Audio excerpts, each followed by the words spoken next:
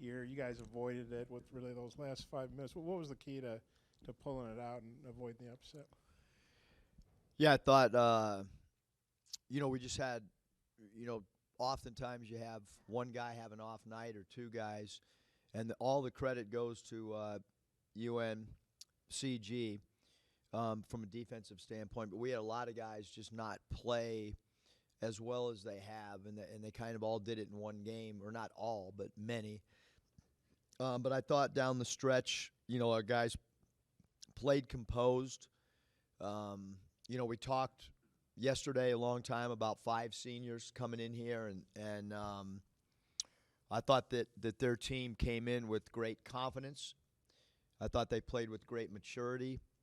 And for us, maybe we didn't handle, the great second half that we had against San Jose State and put that behind us and understand how hard it is to go and earn every win. It's part of our growth with 11 new players.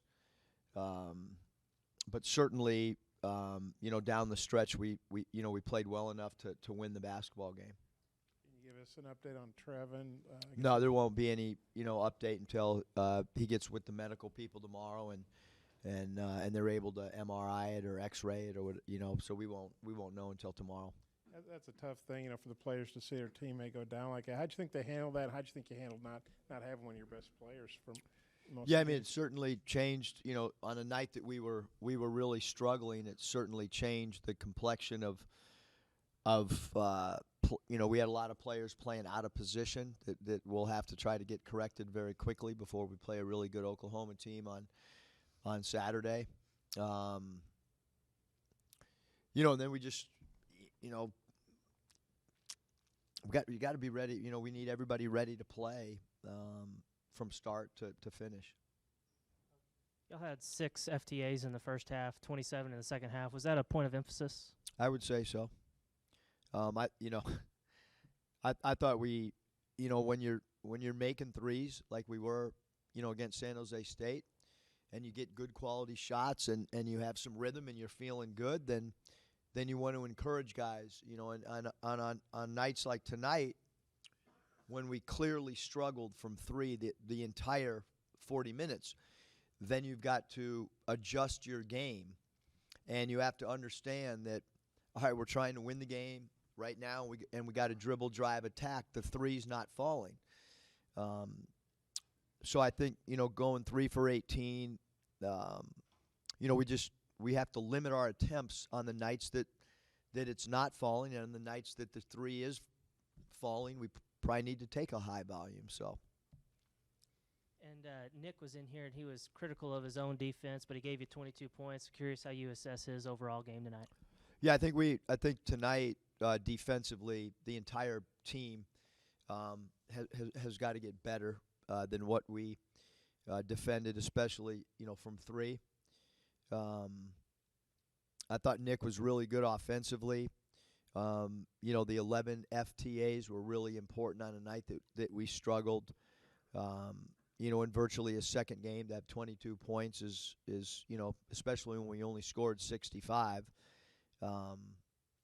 If he doesn't have a good scoring night, then we probably don't win tonight.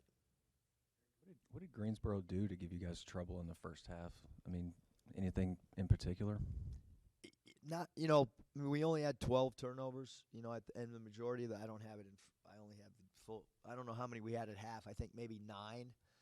I thought we were careless with the ball.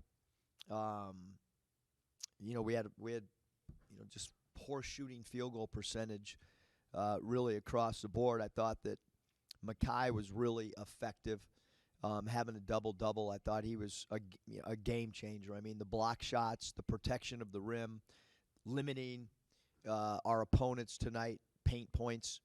He gets a ton of the credit for that. Thought Anthony was very effective as well. AB is plus 16 in his minutes tonight. And then you mentioned Nick's, certainly Nick's ability to convert at the foul line. About AB's perimeter shooting too. He made 2 of the team's 3 threes tonight. And I think he's 5 of his last 9. Just how big of a lift is that when he's knocking down jumpers? Yeah, Scott. I mean, AB's really working at it. I mean, on off hours, you see him in the gym. I think he's shooting the ball with good confidence. I think the biggest thing is feet are set when he's taking those threes, and we need him to keep the defense honest. And I think his 3-point percentage, I don't have it in front of me, hit the CUME stats for the year, but I think it continues to rise because the quality of the shot that AB has taken is a high-quality shot. He's not forcing it. He's got his feet set. He's getting it on swing passes or when his man overhelps. And, Coach, you mentioned the 3-point defense. 40%.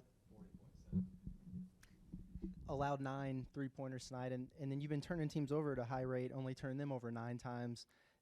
But you did have 9 blocked shots. How important was the rim protection on a night where maybe some of the other things you do well normally defensively, maybe not so much? Yeah, Curtis, for sure the paint, the protection, the rim protection, mainly.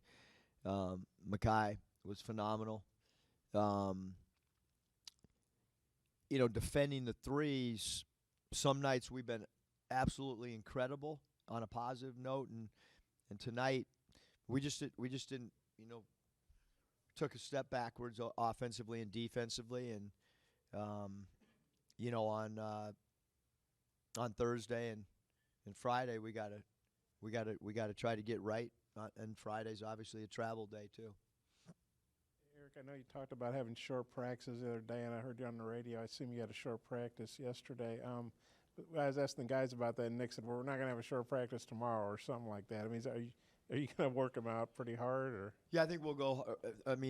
Thursday will be the next day that we hit the floor, and so certainly we will go a little bit longer than what we have for sure. And then Makai, he's giving you pretty consistent minutes really all season, I think. But today, 13 points, 14 boards, 4 blocks. Just what do you think his game overall, and just how he's played for you after in the summer he wasn't that impressive, in Europe? I just think he's getting more comfortable, and he plays hard, like he runs the floor hard, and the game is like if you're struggling, run the floor, get an easy layup, fly in there and crash the offensive glass and get a putback. And he's doing that. His activity defensively is really good. So he's tonight.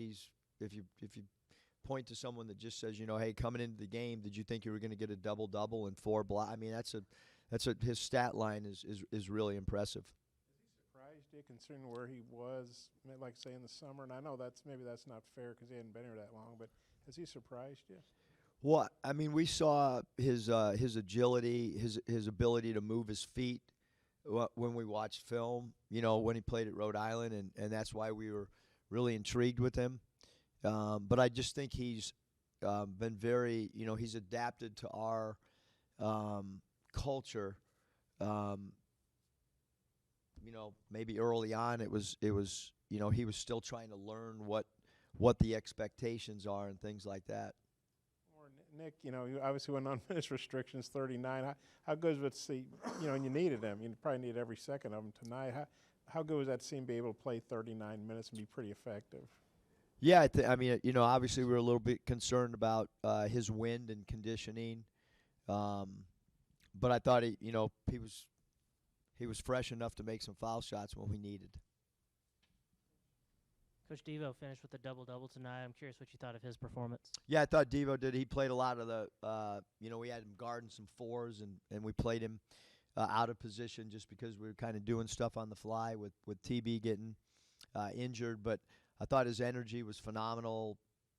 Crashing the glass at his size, getting 10 boards was awesome. And in transition, he added a different dimension to us as well, playing that spot.